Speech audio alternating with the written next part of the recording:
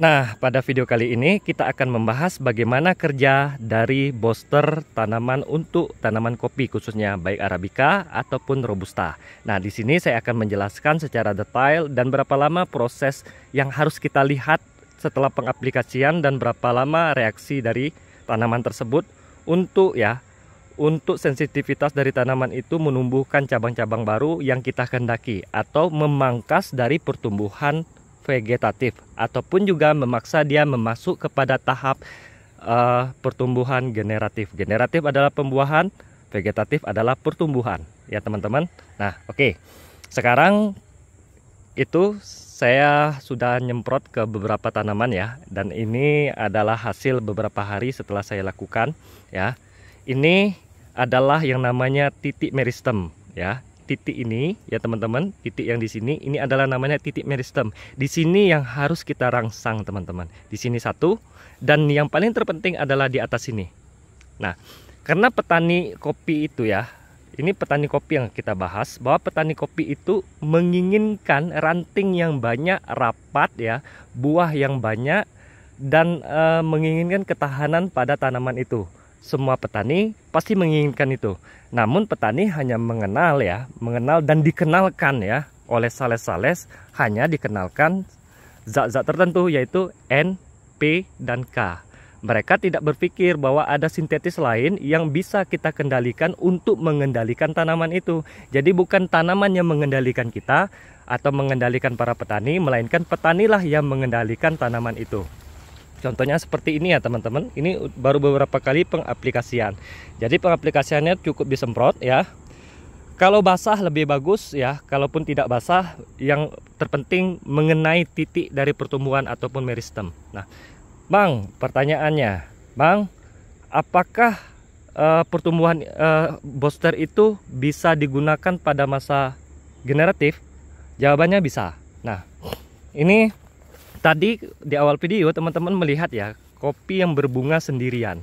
Nah, ini usianya belum masuk di usia pembungaan. Tapi ini adalah uji coba saya ketika saya aplikasikan misalnya kayak G3, G7 ya, kayak vitamin vitamin B kompleks. Jadi saya tahan dulu ya teman-teman. Jadi vitamin B kompleks atau IP yang biasa dikonsumsi oleh manusia itu sebenarnya ya berfungsi dan sangat baik jikalau diaplikasikan kepada tanaman ya teman-teman. Nah, pasti teman-teman baru tahu nih, wah masa iya sih vitamin B itu bisa bisa diaplikasikan kepada tanaman? Jawabannya bisa. Malahan dia itu bisa menjaga pertumbuhan dengan baik dan pembelahan sel juga dengan baik. Tentu saja pembelahannya tidak sebesar kita menggunakan booster atau zat sintetis lainnya teman-teman. Kalau teman-teman tidak percaya, silahkan dicari aja di Google dengan kata kunci fungsi vitamin B ya atau vitamin IP pada tanaman. Terserah tanaman apa, tanaman hias, tanaman kopi, nanti akan keluar hasilnya. Jika diaplikasikan kepada tanaman, apa yang akan terjadi? Nah, teman-teman bisa dicarikan di situ dan bisa dibaca. Ya, itu pelajaran dasarnya itu ya teman-teman. Nah, di sini pada booster kita itu kita menggunakan fitohormon ya, ZPT, hormon, zat sintetis, dan vitamin. Nah, seluruh itu kita gunakan untuk memacu pada pertumbuhan vegetatif. Jadi ketika dia kecil ya, jadi kita bisa merapatkan rantingnya seperti ini, merimbunkan rantingnya teman-teman. Pada dasarnya, pada secara alami, semakin banyak ranting, maka tempat kedudukan buah akan semakin banyak lagi. Nah, jadi buah itu duduknya di ranting ya teman-teman. Nah, di ranting-ranting ini disebut sebagai apa? Disebut sebagai percabangan atau tunas sekunder. Kalau batang ini disebut sebagai tunas atau batang primer atau apikal. Dan kalau yang ranting itu disebut sebagai lateral kalau dalam biologis morfologinya teman-teman. Nah, jadi pada tahapan yang terdahulu saya itu pernah mematikan tanaman atau mengalami kerugian itu kurang lebih 1000 batang di tahun 2022, dan di tahun selanjutnya itu kurang lebih mematikan batang 3000 batang teman-teman, 3000 batang kopi.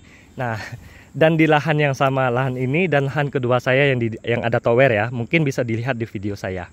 Nah, ini adalah booster pertumbuhan. Teman-teman lihat, jadi ketika kita menggunakan booster tersebut, maka kita itu sudah melakukan pertumbuhan tanaman di luar normalnya tanaman itu bertumbuh.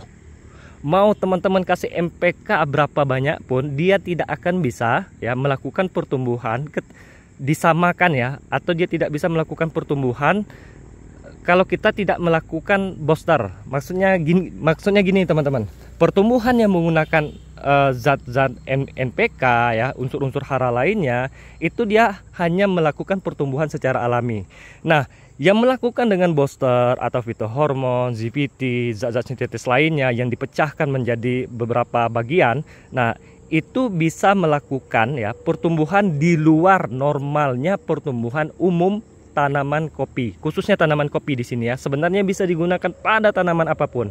Nah, apakah bisa misal gini ya teman-teman, tanaman ini yang kecil ini saya paksa untuk berbunga, apakah bisa? Bisa. Nah, ada yang saat ini biasa digunakan oleh petani itu namanya PDZ ya, Pacupudazole namanya. Itu tidak baik untuk tanaman dan itu tidak digunakan lagi di Eropa. Di Eropa sekarang ini telah menggunakan proksikalsium. Nah, jadi teman-teman lihat ya, orang-orang Brazil itu menyemprot tanaman, itu bukan dia itu menyemprot mengendalikan hama. Sebenarnya booster tadi bisa dikombinasikan dengan pengendalian hama, contohnya seperti inseksida ya, fungisida dan lain-lainnya, ataupun pupuk-pupuk tanaman yang lainnya. Nah, itu bisa dikombinasikan.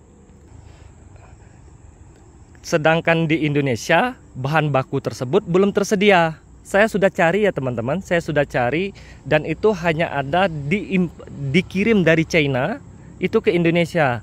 Dan kalau saya mengirimnya lebih dari 1 kilo itu kena pajak teman-teman.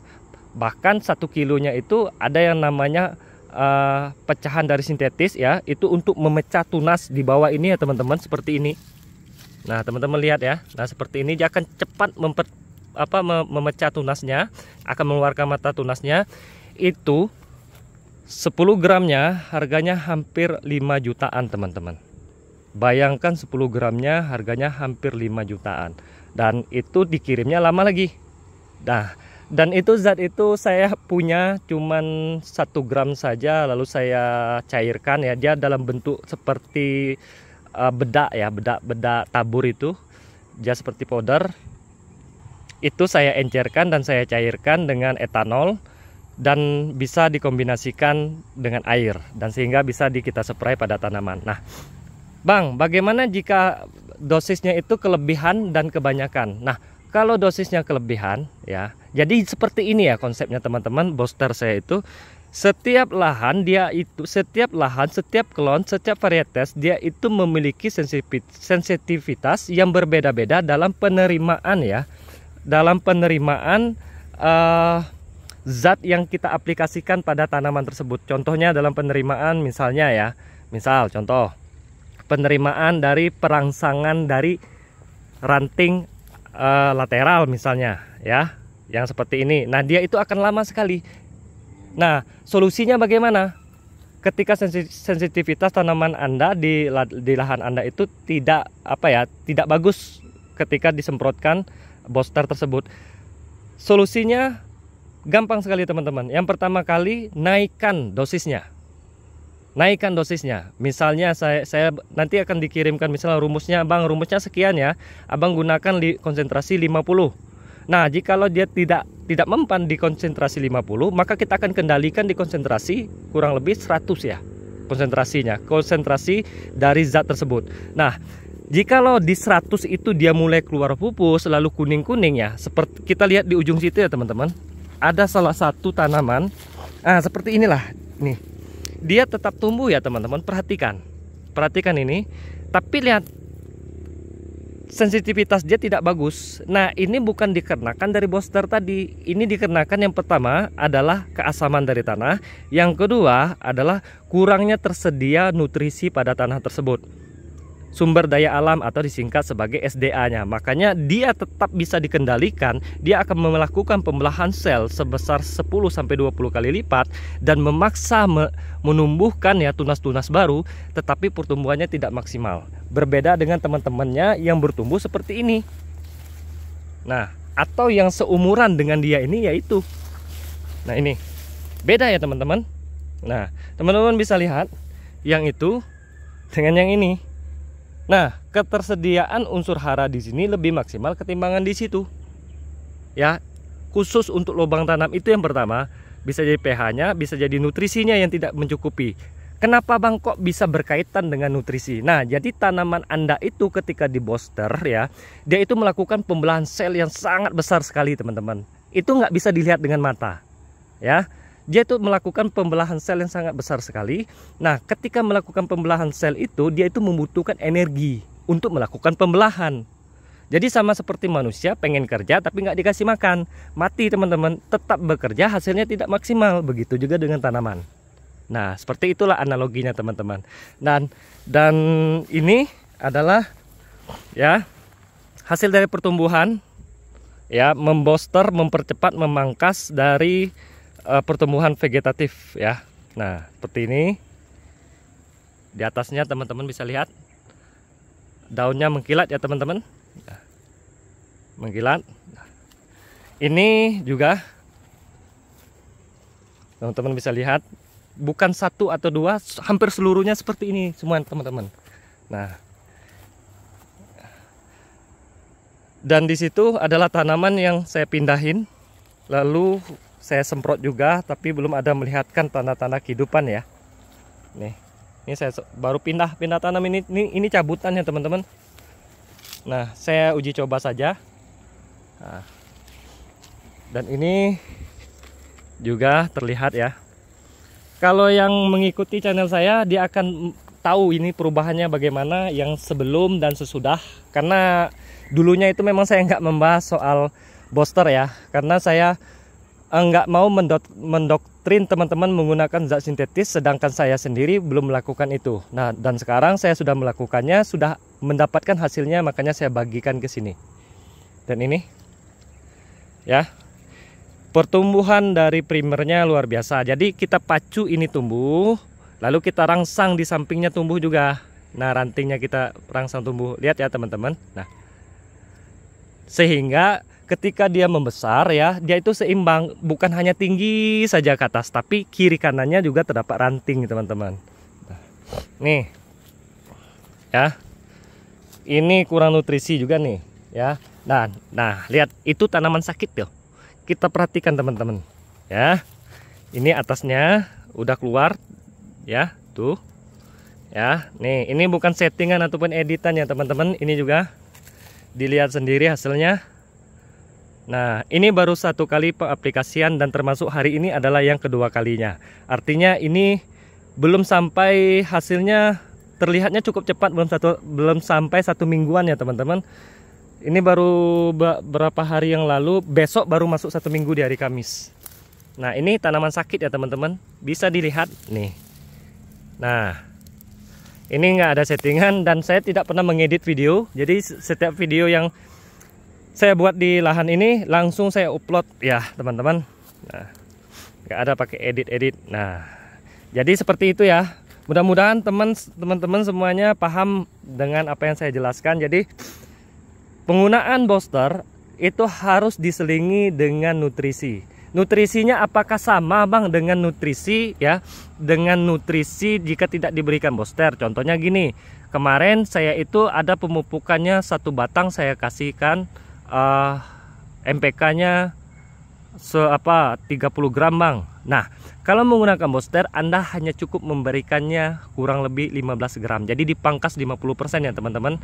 Jangan disamakan, karena booster itu dia hanya dia akan melakukan pembelahan sel, pembelahan kromosom dan memperlebat dari akar ya, akar serabut ataupun akar tunggang. Dan karena tanaman kopi itu adalah tanaman dikotil teman-teman, jadi dia itu memiliki akar yang kokoh atau akar tunggang ya teman-teman. Jadi dia itu bisa mencari air, nutrisi jauh tembus ke dalam lapisan tanah. Teman-teman bisa lihat sajalah video saya yang sebelumnya, perbedaan akar tunggang dan fungsi akar tunggang, akar serabut itu apa saja. Saya sudah jelaskan ya teman-teman. Nah, jadi di sini kami itu meneliti dan meriset secara mandiri dari akar, dari ranting, buah, tunas dan semuanya kami pelajari teman-teman. Dan hasilnya seperti hari ini. Dan ini kami lakukan dari tahun 2022 dan menemukan formulasi ini di tahun 2025 atau di akhir 2024. Ini ya teman-teman. Ini tanaman sakit, teman-teman lihat. Buahnya nggak jelas ya. Dan hasilnya seperti ini. Gitu ya teman-teman. Jadi menggunakan booster bisa mengurangi dari pemupukan. Dan para petani harus lebih cerdas memilih zat sintetis ataupun pemupukan. Jadi jangan sampai kita itu dikudai atau dimanfaatkan oleh pupuk-pupuk tertentu. Lalu dibilang seperti ini, oh nanti dikasih pupuk boron, nanti dikasih pupuk ini tanamannya bagus, tanamannya keren, tanamannya mantap, mengkilat.